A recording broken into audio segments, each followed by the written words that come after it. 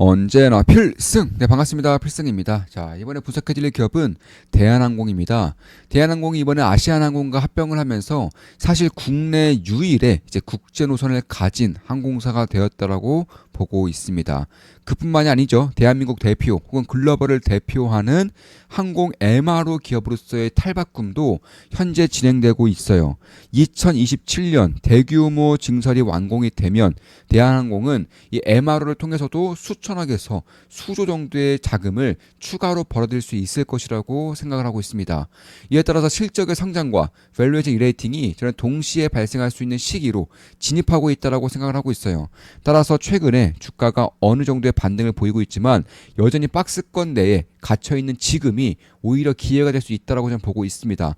어차피 박스권 상단을 뚫을 날이 저는 머지 않았다라고 생각을 하고 있는 거예요. 그 이유에 대해서 말씀을 드려볼 것이고 핵심만 딱딱딱 추려서 분석해드리겠습니다. 분석하기에 앞서서 오늘 이제 우리 멤버분들께 제가 제 계좌를 공개했죠. 저는 장이 좋으나 안 좋으나 제 계좌를 우리 멤버분들께 좋은만 기쁨도 하게 그리고 필사단 멤버분들께 계좌를 공개를 하고 있습니다. 그중에서 100% 이상의 수익을 보고 있는 기업들과 가장 큰 손실을 보고 있는 기업을 캡처했습니다. 보시면 128%, 245%, 551%, 166%, 129%, 278%, 191%, 162%, 245%, 192%, 260% 이렇게 수익을 내고 있고요. 가장 큰 손실률을 기록하고 있는 기업은 0.92% 손실입니다. 0.92%예요. 현재 기준으로 이 기업도 오늘 이제 수익 전환했습니다. 오늘 주가가 오르면서 수익 전환한 것이고 현재로서는 전 종목 수익을 내고 있습니다. 지금 이 영상을 찍고 있는 날은 8월 25일 오후입니다. 그런 것들 감안했을 때 저는 이제 우리 멤버분들께 실시간으로 말씀드리면서 매수매도를 하고 있죠. 제 매수매도 내역을 실시간으로 보고 싶으신 분들은 좋은만 기쁨도 하게 멤버로 가입하시면 되겠고, 제가 최근에 계좌를 공개를 했어요. 제가 계좌 공개하는 것들도 좀 보고 싶고, 아니면 제가 이제 제 모든 것들을 전수되는 텔레그램방에 입장을 함으로써 주식 투자에 대한 공부를 제대로 좀 하고 싶고 올바른 길로 나아감으로써 현명한 투자자가 되고자 하시는 분들은 좋은만 기쁨나이마로 오시면 되겠습니다. 제가 매일같이 핵심들만 딱딱딱 추려서 강조드리는 섹터, 강조드리는 기업들 위주로 분석해드리고 있는 텔레그램 방입니다.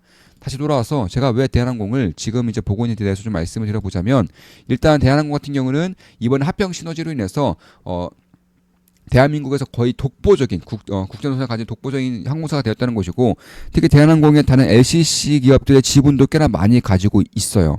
그래서 대한민국 항공사라고 한다면 결국 대한항공으로 몰려들 수밖에 없는 환경이 만들어지고 있다는 것이고, 특히나 해외 여행에 대한 그런 가치가 가면 갈수록 올라오고 있다고 보고 있습니다. 자, 그러니까 제가 우리 멤버분들께 특히나 텔레그램방에서 좀 여러 번 말씀드린 글인데 쉽게 설명드려볼게요. 불과 3년 전까지만 하더라도 명품 소비를 통해서 플렉스하는 경향이 많았어요. 명품 소비를 통해서 자랑하는 경우가 많았습니다. 최근에는 어떻죠? 최근에 명품 소비 잘 안 하죠? 그게 어디로 갔습니까?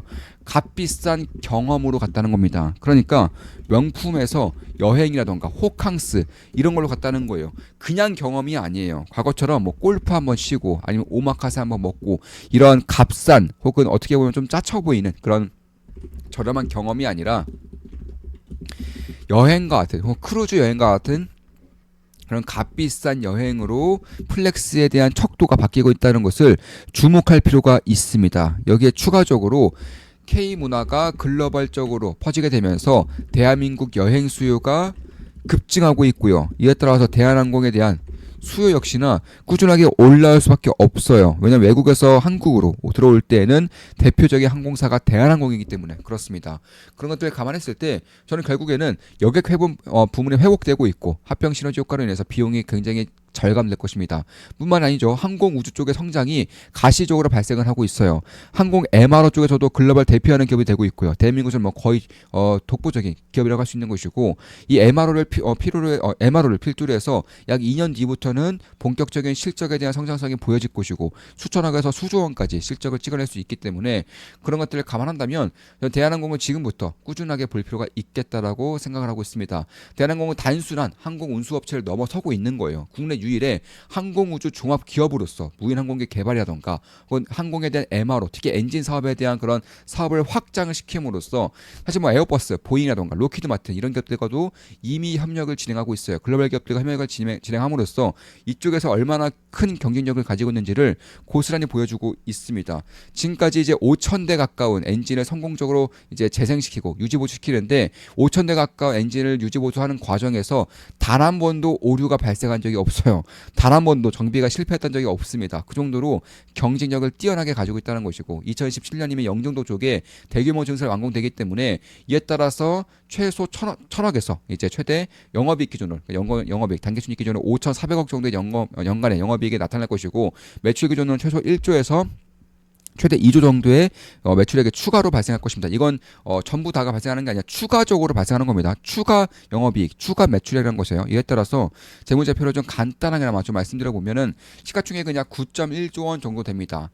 여기서 실적이 올해 기준으로는 대략 2조 원 정도, 여기서 영업이익이 5천억 정도가 추가될 수 있다라는 거예요. MRO 사업을 통해서요. 그런 것들을 감안한다면 결국 항공 운수업체로서의 그런 저평가를 받고 있는 현 상황이지만 항공 MRO 쪽으로서의 그런 밸류에이션 리레이팅을 받게 될 경우, 그러니까 현재 조선업체들이 이제 조선사들이 군함에 대한 MRO가 추가되면서 실적 성장뿐만 아니라 그보다 더 큰 것들이 바로 밸류에이션이 프리미엄을 받고 있다라는 것인데 대한항공도 현재로서는 PER이 8 내외로 형성되고 있지만 만약에 MRO에 대한 그런 밸류에이션 프리미엄을 받게 될 경우 현재 조선사들의 PER이 20이 넘어가고 있는 지금 대한항공도 국내 독보적인 기업으로서 어느 정도의 밸류에이션 리레이팅이 발생할 수 있을 거라고 좀 보고 있습니다. 특히 올해 기준으로 P5R 기준으로는 PER이 5가 안 되는 수준이고요. PER 기준으로도 8이 안 되는 그런 수준을 받고 있기 때문에 그런 것들을 감안한다면 아직까지는 MRO에 대한 그런 컨센서스가 형성이 되고 있지 않아요. 왜냐하면 제대로 된 수주가 아직까지는 안 나오고 있기 때문에 그런 것입니다. 그런데 보통 기업들이 대규모 증설을 할 때에는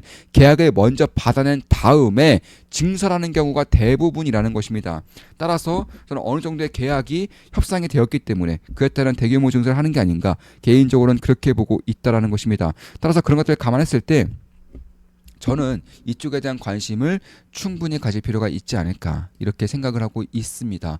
따라서 주요 부분을 봤을 때 여객 부분 그리고 화물 부분, 항공 우주 부분까지는 추가적으로 봐야 된다는 점에서 경쟁 환경은 뭐 너무나 독점적인 기업으로서 역할을 하고 있는 것이고요. 대한항공은 이제 아시아항공을 합병한 것뿐만 아니라 LCC 기업들 지분도 가지고 있어요. 대표적으로 뭐 진에어, 에어부산, 에어서울 등 다수의 LCC들도 자회사로 이미 보유하고 있습니다. 지금 지분율을 좀 잠깐 살펴보시면 자, 진에어 같은 경우도 지금 보시면은 이제 지분율이 대략 55%가량 가지고 있고요. 뭐 흑자전을 한 다음에 꾸준한 캐시카우를 쌓아가고 있는 기업이죠. 그리고 에어서울 보시면 지분율도 역시나 대한항공이 어느 정도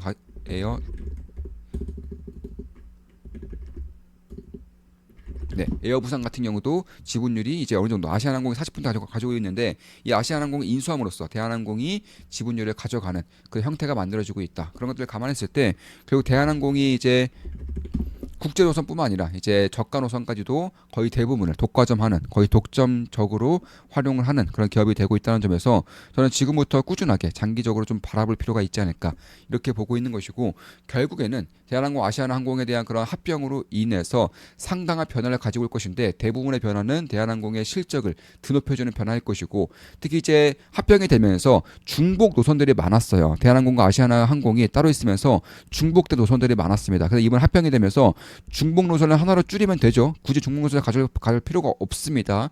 그에 따라 또 노선 효율화가 되면서 비용 절감까지 되고 있다는 거예요. 특히나 최근에 이제 제가 이런 기업들을 분석할 때 관련된 카페라던가 후기 이런 것도 좀 찾아보는데 대한항공에서는 좀 논란이 좀 있고 있어요. 어떤 논란을 일고 있느냐?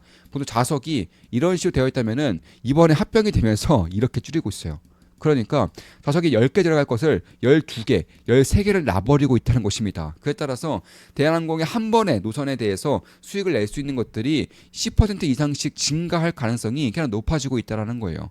그런 것들을 감안했을 때 결국 시장 지배력을 통해서 이쪽에 대한 비용 절감과 노선 효율화가 벌써부터 이루어지고 있다는 것이고 항공에 대한 수요 같은 경우는 뭐 꾸준하게 올라오고 있죠. 대한민국의 해외 수요, 해외 여행에 대한 수요 역시나 증가하고 있고 특히나 외국인들이 한국에 방한하는 비율이 높아지고 있기 때문에 대표적인 국적사인, 국적기행 대한항공이 가장 큰 수혜를 보고 있다라고 생각을 하고 있는 것입니다. 따라서 그런 것들을 감안했을 때 결국에는 대한민국의 그런 방산이라던가 방산 MRO 쪽도 관심을 가져본다면 밸류에이션 리레이팅에 대한 가능성을 염두에 둘 필요가 있겠다. 인천 영종도 쪽에 엔진 정비의 클러스터가 이미 2017년을 목표로 해서 건립이 되고 있어요. 2017년부터 본격적으로 실적에 도약할 것이고 이미 뭐 보잉이라던가 보잉의 보잉 787의 후방 동시라던가 에어버스라던가 로키드 마틴이라던가 혹은 대한민국 공군은 물론이거니와 미국의 공군까지도 다양한 성능 개량 등 엔진에 대한 MRO를 이미 진행한 경험이 이제 경력이 있다는 것이고 그런 것들을 감안했을 때 이번에 대규모로 증설하는 것들도 아마 모종의 계약이 있었기 때문에 증설을 하는 것이고 증설하자마자 실적에 빠르게 올라올 수 있을 거라고 저는 보고 있습니다. 뭐 블랙호크 이런 식의 헬기 같은 경우 대표적인 헬기가 블랙호크죠. 이쪽에 대한 성능 개량도 이미 대한항공은 진행한 적이 있고요. 그런 것들을 감안했을 때 민간 군수를 아우르는 대한민국 대표의 항공사, 항공 엔진사로 볼 수 있지 않을까 이렇게 보고 있는 것입니다. 저 역시 현재로서 대한항공에 투자를 진행하고 있지는 않아요. 다만 제가 매수매도 내역을 실시간으로 멤버분들께 말씀드리고 있죠. 한 달에 32,000원이면 제 매수매도 내역을 실시간으로 보실 수가 있습니다. 지금까지 대한항공에 대한 분석이었습니다. 앞으로도 좋은 분석, 좋은 기업 분석으로 찾아뵙겠습니다. 필성 구독, 알림 설정, 좋아요는 여러분들께 돈이 됩니다. 필승!